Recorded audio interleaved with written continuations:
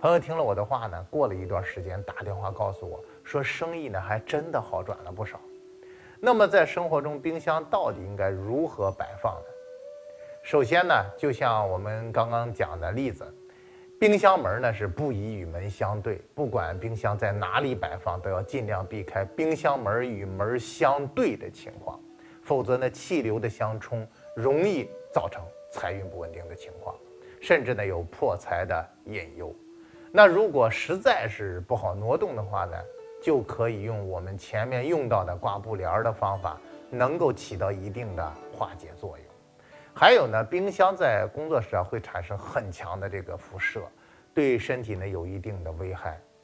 冰箱运行时呢还会有一定的噪音，所以冰箱呢也不宜放置在卧室，有可能呢会影响睡眠质量。而如果冰箱正对鱼缸，家中也容易出现破财的现象，因为呢冰箱五行属金，那么鱼缸呢五行为水。如果有这种冲煞的情况，一定要把冰箱和鱼缸的位置错开。还可以呢，在冰箱旁边呢安放大型的观赏盆栽，吸纳过剩的水气。还有呢，就是冰箱不能离灶台太近，因为呢灶台属火，冰箱属金，二者相克。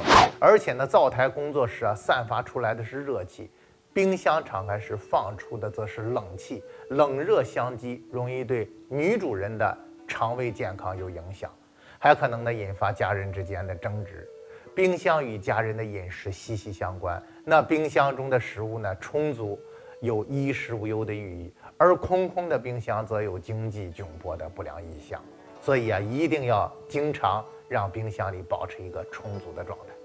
还有一些朋友呢喜欢把一些小电器和杂物都放在冰箱上面。